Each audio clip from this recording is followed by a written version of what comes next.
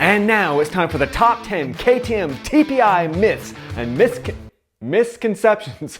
Say that 5 times fast. So after I did that recent video on the top 10 dirt bike myths, I had a ton of people reaching out to me and saying, hey, why don't you do a top 10 KTM TPI myths? So that's what we're gonna do in this video. Let's start here with myth number 10. It's that they all run too lean. Well, it's true that they run a little bit more fuel lean than what we've traditionally done with carburetors. That doesn't necessarily mean that they're too lean. The thing you have to remember is when the RPMs are low on these bikes, they're using very little oil and very little fuel. So you don't usually get that drizzle of oil coming out of a TPI bike. But that doesn't mean it's too lean. It's more of a sign of efficiency. I mean, look, on this, I've actually got quite a bit of oil here on my silencer on this TPI bike. Myth number 9 has to do with your power valve right here. See, there's a lot of people that think if you tune that, make any changes to it, the bike's gonna blow up or not run right or something. Now, I've personally had about 15 of these bikes and I've ridden over 24 of them. And most of them, I actually have tuned a little bit here on the power valve. Not like a drastic amount. The point here is you're tuning it and it doesn't make the bike blow up. I can tune the bike to my liking. And I do that, one of the ways I do that is by adjusting this power valve on many of them. Now, if it was that big of a deal, KTM would have redesigned this cover so that you can't change it. Or they would have glued it in or just done something else. So I know they're not that concerned with it because they didn't change the design of this thing one iota for the last like 20 years. So that one's a myth. Myth number 8 is that TPI bikes aren't reliable. So let's just kind of break this down for a second. A 2021 like this one is the 4th model year they've been doing this, and we've got the 2022s coming out right around the corner. So that's 5 years of TPI bikes. Just in my little teeny circle of riders, we've got around 2,000 hours of motor time on these TPI bikes. And let me tell you, other than like some leaky like power valve covers and maybe a split hose or two from our radiator, which are not TPI problems, the worst thing we've had happen to us is one blown fuse. And the fuse was right there, a spare fuse was right there, 2 spare fuses was right there in the fuse block. So I don't believe, I'm not gonna go and say that it's okay to just say like, they're not reliable. They are just as reliable as any other bikes.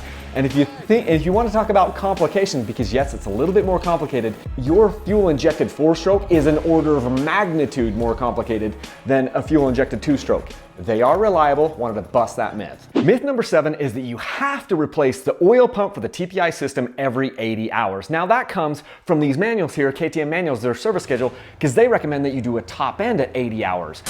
How many of you are actually doing a top end at 80 hours anyway?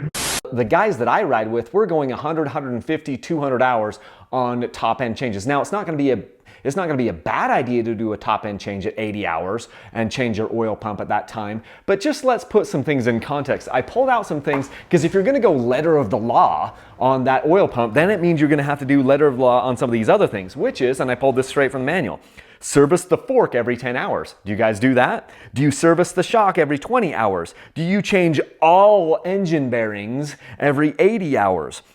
Do you change the spark plug every 20 hours? Oh, and here's a bonus one. It was either on my Yamaha or my Kawasaki. It said you were supposed to replace the piston every 12 hours on that 4-stroke. So yes, the manuals are a little conservative. Change it at 80 hours if you want. Last year, I put 125 hours on one of my TPI pumps.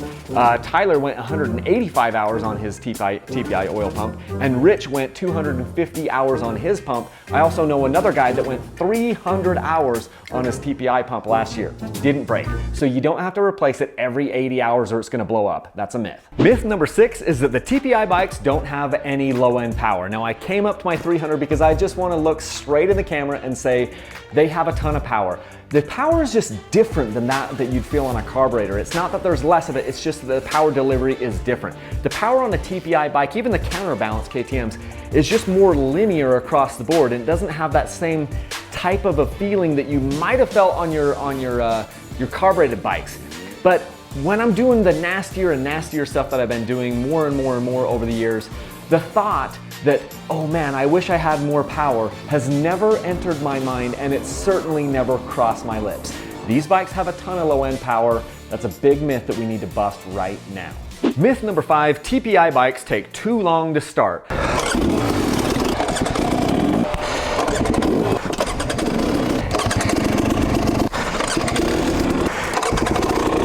Well, I will admit that back in 2018, the first early models, some of those were a little bit slower starting. Now in 2020 and 2021 and even 2022, these bikes are starting lightning fast. In fact, here is a 2021 250XCW that I haven't even done any tuning on. And it fires up instantaneously. The myth that these things don't start quick, that's a myth, because they do. In fact, the slowest starting TPI bike I've ever had actually had an aftermarket ECU on it. More on that later. Myth number 4 is that there's not enough oil in that cylinder or in that crank when you start this thing up, because somehow like the oil is evaporating or there just wasn't enough in there. See, there are some people that have purported that you need to run a little bit of oil in your fuel so that there's enough oil inside, you know, in your top end and in your bottom end and your crank so that everything has enough oil to lubricate in there. Here's the thing, the 3 or 4 times I've seen these engines pulled apart, there's a ton of oil in there. Now, you can either take my word for it and you can take KTM's word for it, or you could test this yourself. You could leave your bike sitting for 30 or 60 days and then tear it all down and see if there's oil on those surfaces. Or you could just trust me, because there is. That is a myth. You don't need to put oil in your fuel in order to keep this thing from blowing up. Myth number 3 is that all of these TPI bikes come running perfectly right out of the box, similar to an EFI 4-stroke. Now, it's true that a lot of them do come running basically nearly perfect, but not all of them do, and they do need to be tuned to your liking. Not tuned necessarily to a certain standard, but tuned to your liking. And that might mean that you need to adjust the air bypass screw over on the other side to get the bike to kind of run best in the low RPMs. So this is your air bypass screw. It's not an idle screw adjustment. You might need to adjust your power valve right here to kind of get that snap that you want. You might have to install an idle screw in the throttle body so that you can adjust the idle independently of that air bypass screw over on the other side. And also, you might need to try a different throttle cam in your throttle to kind of get the exact response that you want out of the bike.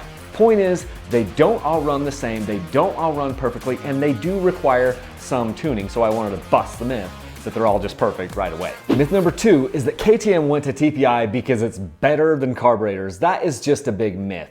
They did not go to TPI because it's better. They went to TPI because they had to. See, the Euro 4 and the Euro 5 emission standards in Europe were being forced upon them because of the number of units that they were making. This didn't affect Sherco and it didn't affect Beta, but affected KTM, and they either had to comply and make their bikes more Euro friendly, more emission friendly, or they had to stop making them and stop selling them. So I'm glad that they went and developed the TPI technology so that they could continue to make 2-strokes and continue to give us these amazing bikes, but it's not because it's better than carburetors. There are pros and cons to both. And now for the top myth is that you have to have an aftermarket ECU in order to make your bike run properly. Here's the deal. This is a brand new ECU for a bike that I'm using for a different project. And I have actually run days where I've had aftermarket ECUs in my backpack and swapped them back and forth to see how they run.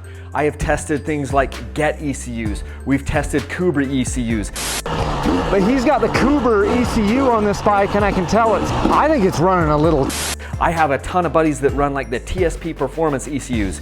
And the aftermarket ECUs are different than the stock ECU, but they're not always better than the stock ECU. Just because you don't like the way this runs doesn't mean that it isn't running properly. It runs very, very good. In fact, my 2020s and the 3 2022s have all run absolutely stellar, amazing. So don't feel like the myth out there that you have to spend $500 or $1,000 or $1,300 on an aftermarket ECU and head and all these different upgrades to make your bike run properly.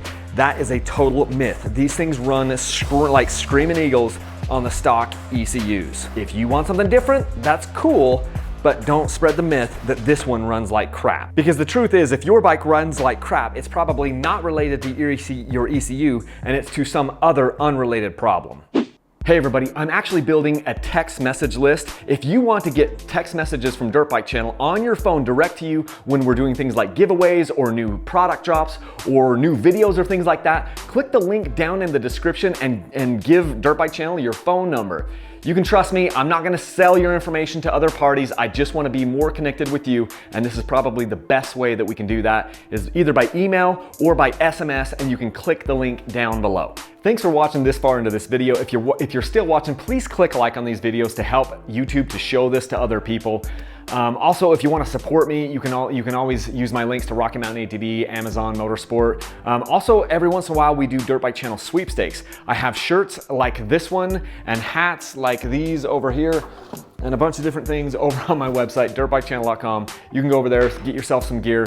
And when I'm doing a Dirt Bike Channel sweepstakes, you can win certain bikes. Like coming up April 30th to June 30th of this year, you get an entry into the sweepstakes, and it's just a really cool thing that we do. I'll be giving away a Kawasaki dirt bike, a KTM dirt bike, and a KTM street bike actually, so it's a pretty cool thing. If you have other ideas for videos, you can always email those to me or email me any of your questions. Kyle@dirtbikechannel.com. I don't get to the comments down in the videos that often, but if you email me, Kyle@dirtbikechannel.com, I will certainly get back to you as soon as I can. So thank you so much for everything that you guys have done to support and leave a single track. Thanks.